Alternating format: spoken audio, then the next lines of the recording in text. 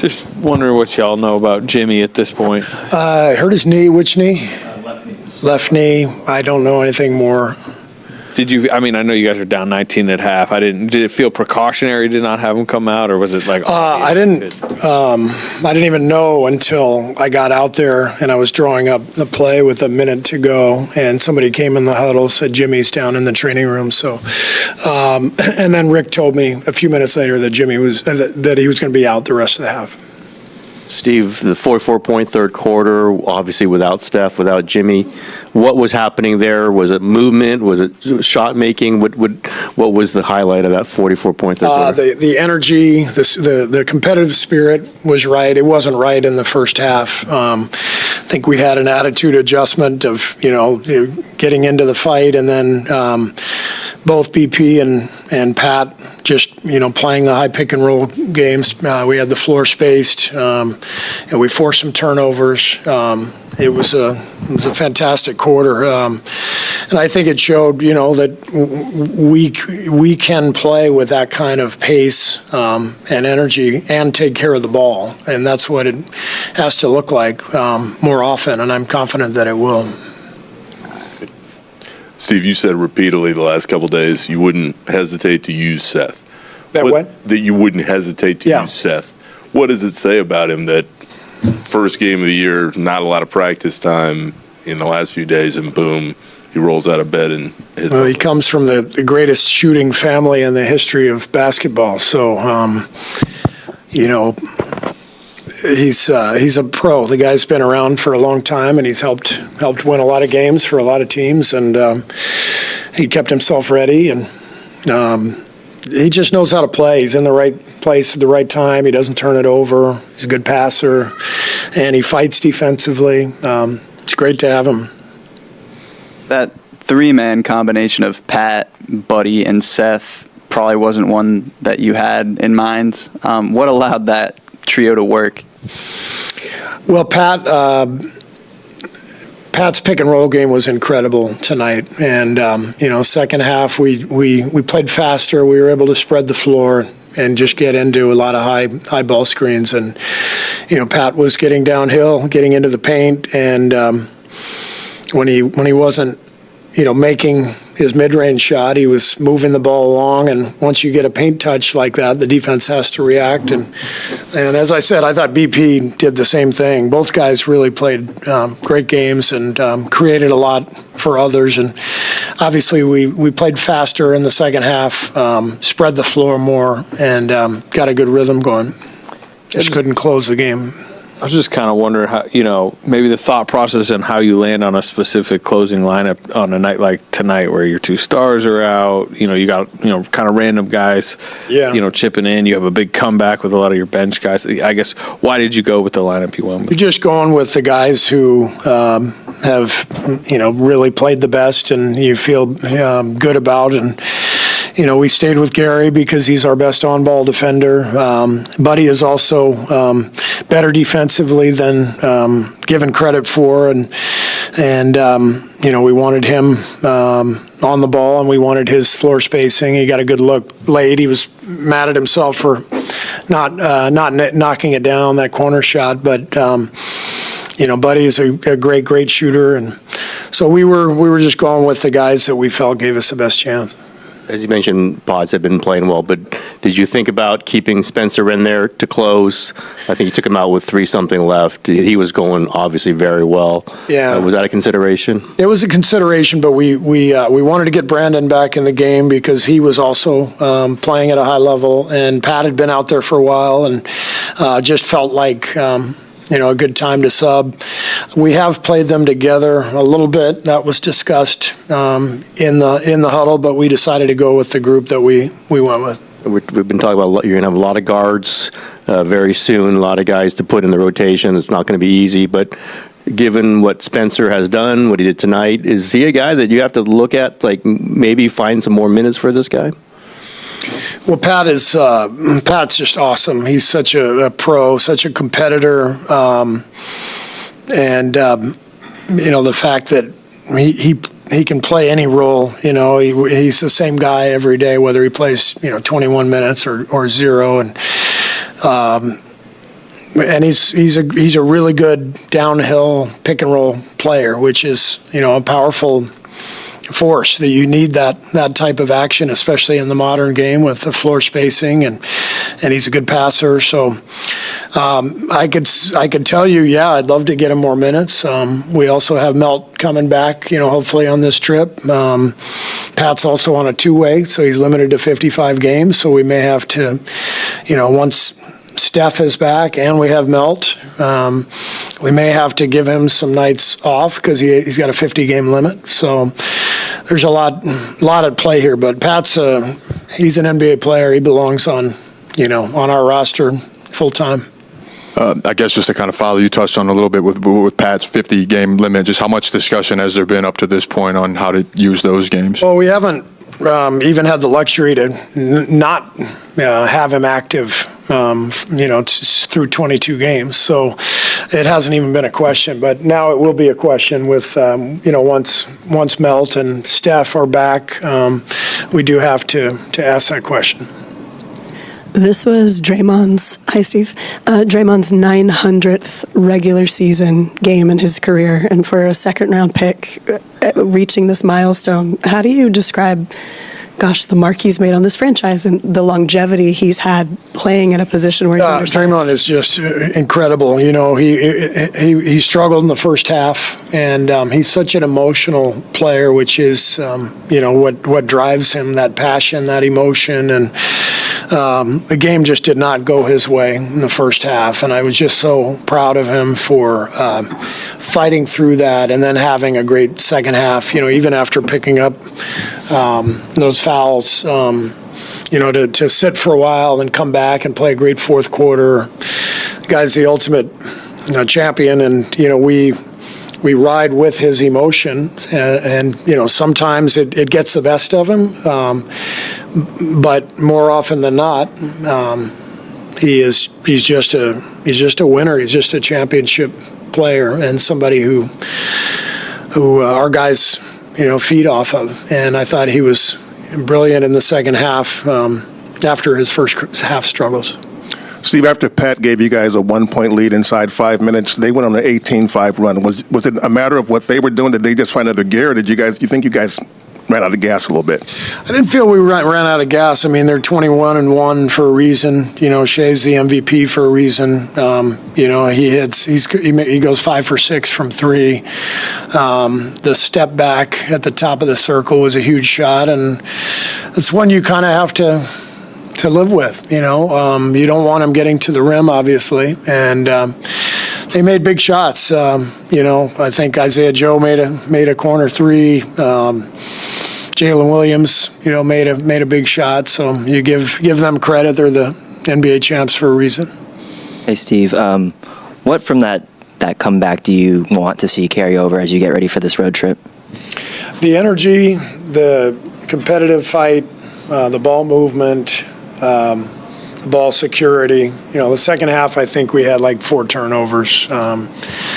And despite, playing at that pace and defending like we did. So, shots are going to go in, shots are going to miss, but you can be consistent, taking care of the ball, and consistent with your effort and energy, and that's what we're looking for on a consistent basis. Steph going to make the trip? Steph will not make the trip. He's going to stay home. It was a long shot for him to play in the back-to-back, and we don't play again until Friday. So it just makes perfect sense for him to stay home with Rick, get the rehab done here, get his work in, and hopefully be ready for Minnesota next Friday. Thanks a lot. Seth, how'd that feel to have the warm ovation and get out there and contribute right away and just get right in the flow? Felt good. I mean, I've been waiting to get on this floor for a while now, and the fans showed me a lot of love when I stepped on the floor, and it felt good to get out there and make my first shot, kind of ease the pressure a little bit, and then just from there I'm just playing basketball, so trying to get out there and help the team play well and get a win, and unfortunately we didn't do that, but there's some positive stuff out there from everybody. You hadn't played in an NBA game in a long time, since last April. What was it like just stepping on the court for the first time, and did it take any adjusting? It felt normal, felt natural. I was a little nervous. I didn't know how I would feel when I got out there. Just like I said, it ain't probably been 7-8 months since I played a game. But like I said, once I got up and down a couple of times, it was basketball, and I mean nothing new. Team, we found a way to play offensively that would help everybody out, and especially without Jimmy out there, we figured some stuff out to get some good offense, some good shots, and we just couldn't close it out tonight. Seth, what can you say about Pat Spencer's game tonight? And from your vantage point, first time playing with him, is it surprising that he's a two-way player still? He's a basketball player, man. He's one of those guys, you throw him out there, he looks different when he touches the floor. I was saying some stuff this last year, when he gets out the floor, it looks different from everybody else on the roster as far as he's a basketball player. He puts the ball on the floor. He can do a little bit of everything. So me and him, we had a nice little flow out there, driving, kicking, being aggressive, and it's good to see him get out there and get some extended minutes and play good basketball.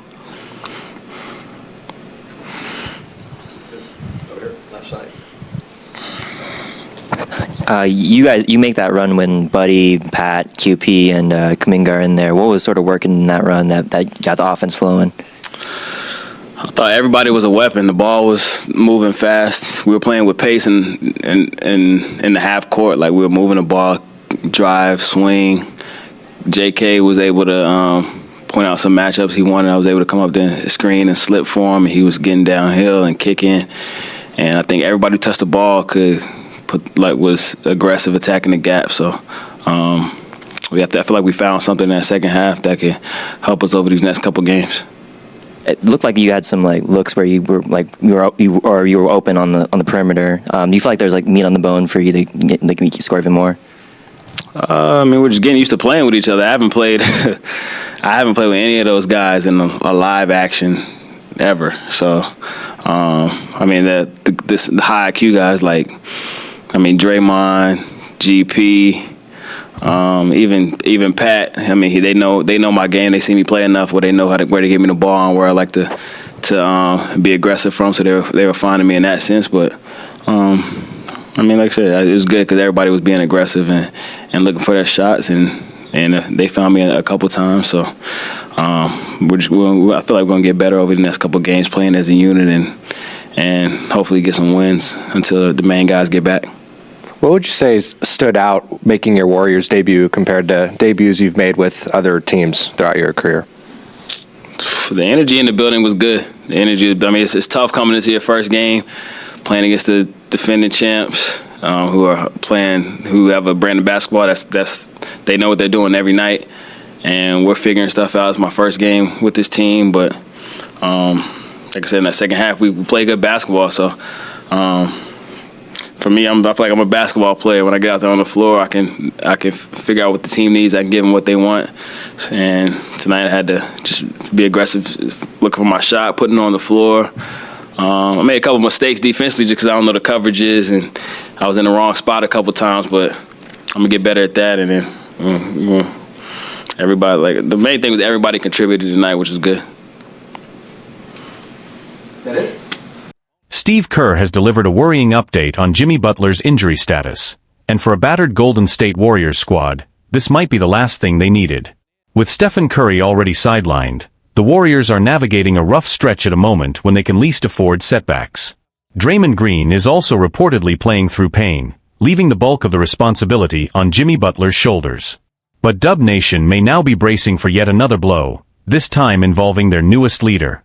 Butler took a nasty fall in the Warriors' recent matchup against the New Orleans Pelicans. Midway through the second quarter, he crashed to the hardwood after attempting an alley-oop while tightly contested by Micah Peavy. He tried to get up right away, but the pain was written all over his face. He limped noticeably as he made his way back to his feet. Despite the scare, Butler pushed through and delivered a stellar performance. 24 points, 8 rebounds, and 10 assists. His effort was crucial in Golden State's 104-96 win over the Pelicans, a much-needed victory for a team already fighting through adversity. But the real concern came after the game, when Steve Kerr addressed Butler's condition. And his update didn't exactly calm anyone's nerves. "I'm sure he's going to be sore tomorrow," Kerr told reporters. I asked him when it happened, what hurts? And he said, everything. Kerr tried to lighten the mood with a joke, adding, I told him, same here. I'm 60, everything hurts on me too. He praised Butler's toughness and his impact on the win, but avoided offering specifics about the severity of the injury. Fortunately for Golden State, the team has a few days without games, giving Butler some valuable time to recover. Still, the worst-case scenario looms large, losing both Butler and Curry at the same time. For a Warriors team that's already had an up-and-down start to the season, that possibility could turn a challenging stretch into a crisis. But the conversation around Butler's fall didn't end with Kerr's cautious remarks. Within hours, analysts across the league began weighing in, highlighting how precarious Golden State's situation has become. With Curry already unavailable and Green far from full strength, the Warriors have relied heavily on Butler's physicality, leadership, and ability to stabilize the offense when things start to unravel. Former players on national panels noted that Butler's workload has quietly increased since Curry went down, especially in late-game situations where Golden State has struggled all season. The concern now is whether the team has unintentionally overextended him, a risk that becomes even greater given Butler's age and the demanding style of play he's known for. Internally, the Warriors are said to be monitoring Butler closely, but no formal evaluation has yet been shared with the public. Team staff emphasized that the next 48 hours will be critical in determining whether the veteran forward will be available for their upcoming stretch, which includes tough matchups against teams known for their physical play. The possibility of missing both Curry and Butler simultaneously has also raised questions about Golden State's depth. Players like Brandon Podziemski, Moses Moody, and Jonathan Kuminga may be pushed into larger roles earlier than expected, while Kerr may need to adjust the team's offensive structure to compensate for the absence of its primary shot creators. Around the league, rival coaches have quietly expressed sympathy, but also acknowledged that this is the kind of stretch that tests a franchise's resilience. The Warriors have long been known for overcoming adversity, but the cumulative toll of injuries this season has forced the organization to confront its limits in ways it hasn't experienced in years. Front office conversations have reportedly turned toward contingency planning as well, exploring short-term adjustments rather than major moves. Still, the uncertainty around Butler's availability has accelerated discussions that were initially expected to unfold later in the season. For now, the Warriors can only wait. Butler's determination to play through pain is well documented, but the franchise knows that pushing him too quickly could create a far larger problem down the line. The next update from the team's medical staff may determine whether Golden State can stabilize its season, or whether the challenges ahead will be even steeper than anyone anticipated. Kevin Looney has opened up about how he hopes to be remembered by the Golden State Warriors following his emotional return to the Bay. Before Saturday night's matchup between the Warriors and the New Orleans Pelicans, Looney was greeted with a warm tribute from the organization, a moment that clearly meant as much to him as it did to the franchise honoring him. For nearly a decade, Looney was woven into the fabric of the Warriors' identity. Drafted 30th overall in 2015, he became a key pillar in Golden State's championship runs in 2017, 2018, and 2022. Warriors fans still speak of him with admiration, viewing him as a true Bay Area legend. After 10 seasons with the organization, his playing time declined during the 2024-25 campaign, leading to his departure in the 2025 offseason. Looney signed a 2-year deal with the New Orleans Pelicans, reuniting with former Warrior Jordan Poole and beginning a new chapter in his career. Even so, the love from Golden State's fan base and staff never faded. His Pelicans team, considered an underdog, fell 104-96 to the Warriors, and Looney played just 10 minutes, but the night was far more about recognition than box scores. For Looney, his decade with the franchise still carries deep meaning. He was never the flashiest player, never the guy chasing headlines or gaudy stats. Instead, he earned respect by embracing the dirty work, fighting for rebounds, diving for loose balls, and executing the screen-heavy, detail-oriented offense Steve Kerr built. He became the Warriors' anchor in ways that rarely appear on highlight reels, but always mattered in winning moments. His return to Chase Center came with a heartfelt tribute. The Warriors held a press event and aired a commemorative video celebrating his contributions, a gesture that visibly touched Looney, who reflected on what he hopes his legacy in Golden State will be. "So many memories come back from my time here," Looney said before tip-off. "I just want to be remembered as a tough guy. Someone who showed up every night. A guy who brought his hard hat and never complained. Whatever they asked me to do, I tried to give everything I had. That's how I hope people remember me. For many in the Warriors' orbit, Looney will always represent the standard for the center position in their system. Over the years, Golden State has cycled through big men, but Looney's reliability, discipline, and basketball IQ made him a constant presence. His role eventually shrank, particularly during the 2024-25 season, as Quinton Post emerged as a key contributor and the team shifted to a rotation featuring Post, Tracy Jackson-Davis, and veteran Al Horford. The Warriors are satisfied with their current group, but there's an undeniable difference in energy and consistency compared to the Looney era, something that reminds fans how vital he truly was. Looney's journey with the Pelicans has been eventful. He suffered an injury shortly after joining the team, but he is healthy now and carving out a steady role behind standout rookie Derek Queen. While no longer a starter, he continues to bring the same effort and professionalism that defined his decade in Golden State. And if Saturday night proved anything, it's that the Warriors and their fans will always remember Kevin Looney exactly the way he hoped, as a Warrior in every sense of the word. Looney's departure, while handled with professionalism on all sides, has also sparked conversations among Warriors insiders about how the franchise manages long-tenured role players. Many within the organization acknowledge that phasing out Looney was one of the tougher decisions of the past few years, especially given his durability, team-first mentality, and strong presence in the locker room. Former teammates have openly expressed how much Looney meant to the group, both on and off the floor. Several players commented after the game that his voice was often one of the most respected during film sessions and team meetings. He was known as someone who understood Kerr's system as well as any player in the Steph, Klay, Draymond era, and his ability to communicate defensive coverages and offensive spacing helped younger teammates develop more quickly. This is part of why his return resonated so deeply with the fan base. Many Warriors supporters see Looney as a bridge between the dynasty's peak years and the transitional phase the team is currently navigating. His consistency during volatile stretches of injuries, roster changes, and playoff battles created a sense of stability that is harder to define now that he's gone. For the Pelicans, Looney's veteran presence has been a welcome addition to a roster that leans heavily on youth and athleticism. Coaches have praised his professionalism and his willingness to mentor Derek Queen, who has quickly become one of the most promising young centers in the league. Although Looney's minutes remain limited, his influence behind the scenes has reportedly made an impact on the Pelicans' development culture. Around the league, Looney's reception in Golden State has sparked renewed appreciation for players whose value extends beyond traditional star metrics.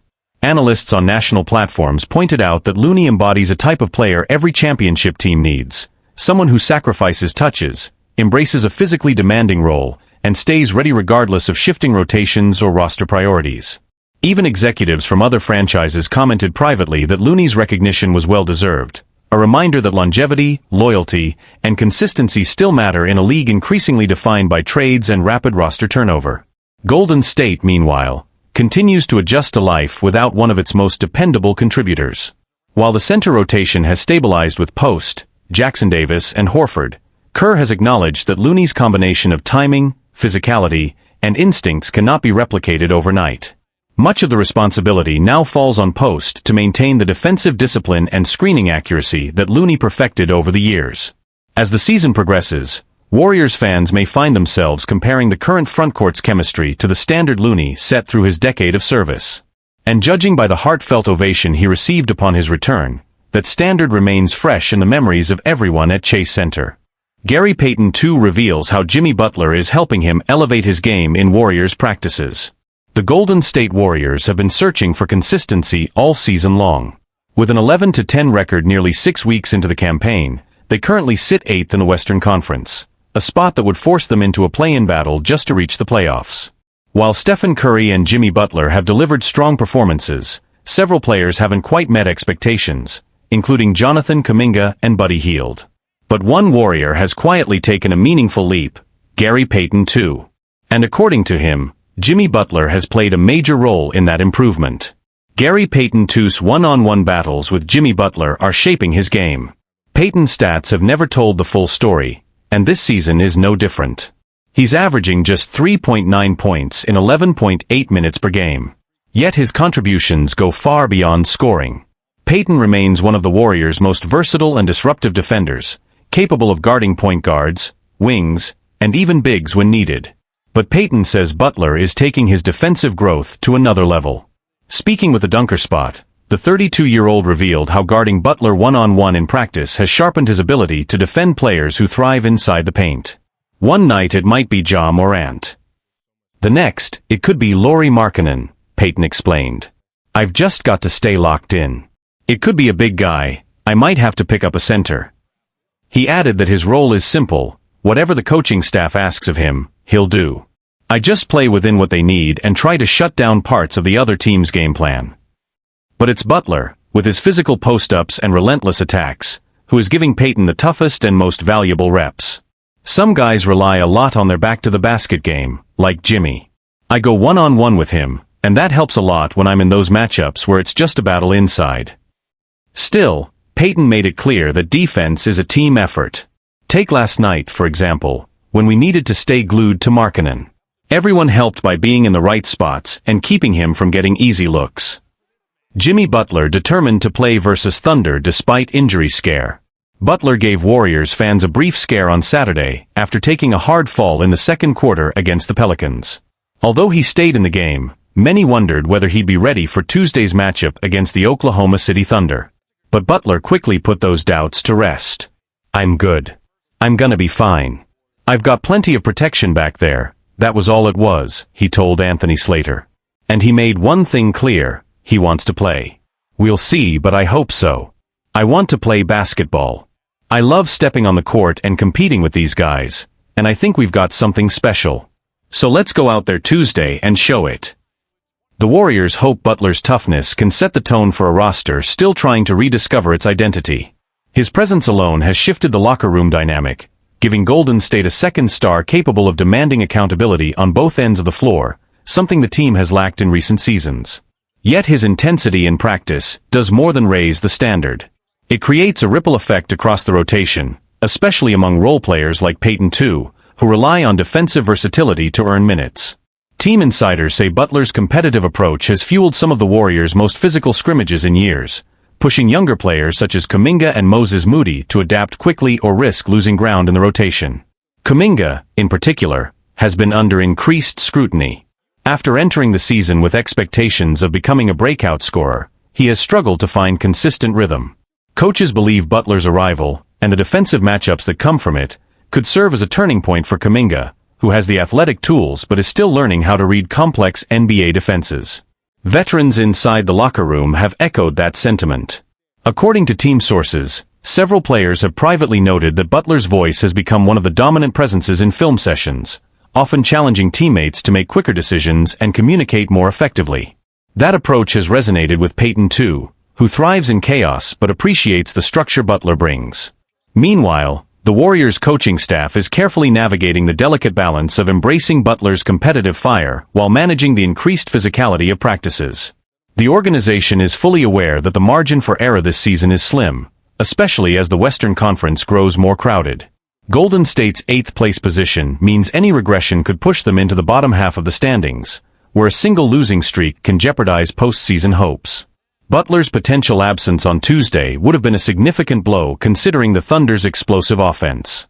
Oklahoma City has become one of the toughest teams to guard in transition, led by Shai Gilgeous-Alexander's efficient scoring and Jalen Williams' growing versatility. For the Warriors, having Butler available means not only adding a defensive anchor but also stabilizing the lineup during key stretches. For now, there is quiet optimism inside the organization. Payton's expanded confidence, Butler's leadership, and a slightly improving defensive rating offer signs that Golden State may be inching toward a more cohesive identity. But until that consistency appears in the win column, the pressure will remain. The coming stretch, including matchups against the Thunder, Mavericks, and Suns, could determine whether the Warriors are climbing toward contention or bracing for another season defined by unpredictability. And for players like Payton II, every practice battle with Butler isn't just preparation. It's a reminder of what the Warriors expect to become again. A team defined by intensity, detail, and relentless competitive edge. The Warriors player who should be worried about Seth Curry's imminent signing. Seth Curry is finally set to suit up alongside his brother in a Golden State Warriors uniform, a moment fans have imagined for years. According to Shams Charania, the Warriors are finalizing a deal to keep Seth for the remainder of the season, effective December 1st. It marks a historic milestone, the first time the Curry brothers will play as NBA teammates. Seth originally joined Golden State on an Exhibit 9 contract during training camp, but due to tight financial restraints, the team couldn't convert it to a guaranteed deal until now. Because the Warriors are operating under second apron restrictions, they were forced to carry only 14 players to begin the season, waiting to accumulate the prorated salary space needed to fill the 15th roster spot, now reserved for Seth Curry. And his arrival could have major consequences for at least one player in Golden State's rotation. Seth Curry's presence puts pressure on an already crowded backcourt. By signing Seth, the Warriors are adding yet another elite shooter to a team built around spacing and precision. Across his career, Seth has knocked down 945 threes at a blistering 43.3%, the seventh highest three-point percentage in NBA history. Last season, he led the entire league with a scorching 45.6% from deep. That level of efficiency doesn't just strengthen Golden State's offense, it potentially reshapes their guard rotation. The most obvious player affected? Buddy Hield. Yes, Seth's presence could also reduce minutes for rookie Will Richard under normal circumstances. But Richard has exceeded expectations. He has started 8 games, averaged 8.4 points in 18.4 minutes, and shot a reliable 38.7% from 3. He plays within the system, competes defensively, and has earned the trust of the coaching staff. Hield, meanwhile, has struggled to find his rhythm. Buddy Hield's slump comes at the worst possible time. Once regarded as one of the game's premier shooters, Hield is averaging just 7.2 points in 17.5 minutes per game this season. His efficiency has dipped sharply, only 30.8% from beyond the arc, far below his career norm. His turnovers have also become a concern, 1.1 per game, the highest among Warriors rotation players logging fewer than 20 minutes per night. With those numbers, it's difficult to ignore the contrast. Seth Curry averaged 6.5 points with only 0.5 turnovers per game for the Charlotte Hornets last season, all while maintaining his trademark efficiency. He's dependable, low mistake, and fits the Warriors' motion-heavy system better than most reserve guards. Given Hield's inconsistent production and Seth's elite shooting profile, it's no surprise that many around the league view this move as a potential shift in the Warriors' rotation hierarchy. If Seth finds his rhythm quickly, and history suggests he will, Buddy Hield may be the player with the most to lose as Golden State recalibrates its backcourt minutes. The timing of Seth's signing also highlights the Warriors' growing urgency. Golden State has struggled to maintain offensive consistency beyond Stephen Curry and Jimmy Butler, and opposing defenses have increasingly collapsed on their primary scorers. Adding a proven floor spacer like Seth is not just a luxury, it's a strategic adjustment the team hopes will stabilize their second unit and ease the offensive burden on their stars. Internally, the move has sparked conversations about lineup versatility. Coaches have discussed using Seth in lineups that feature 2 ball handlers, allowing him to operate off screens while Jimmy Butler or Draymond Green initiate the offense. This is an area where Hield has had difficulty adapting. Golden State's motion-based offense requires quick reads, constant movement, and minimal isolation play. Seth's discipline, efficiency, and understanding of spacing fit more naturally into that structure. The signing has also generated quiet debate around the league. Executives observing the situation believe Golden State's decision signals a shift toward experience and reliability rather than potential upside.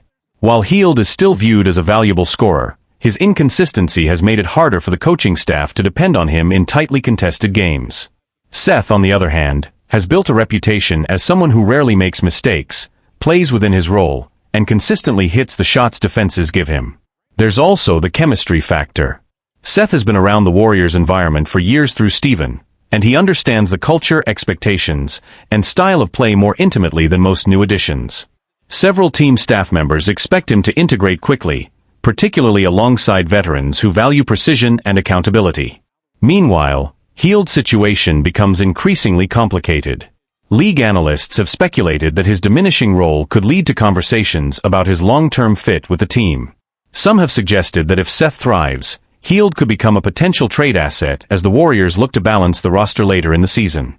For now, the organization has not made any public indications of such plans, but the scrutiny surrounding Hield's play has intensified.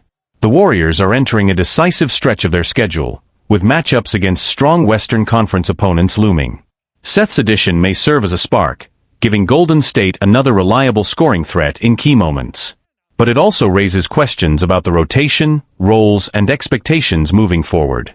If Seth delivers at the level the Warriors anticipate, the team's bench could suddenly transform from a weakness into a competitive advantage, and the pressure on players like Buddy Hield will only increase.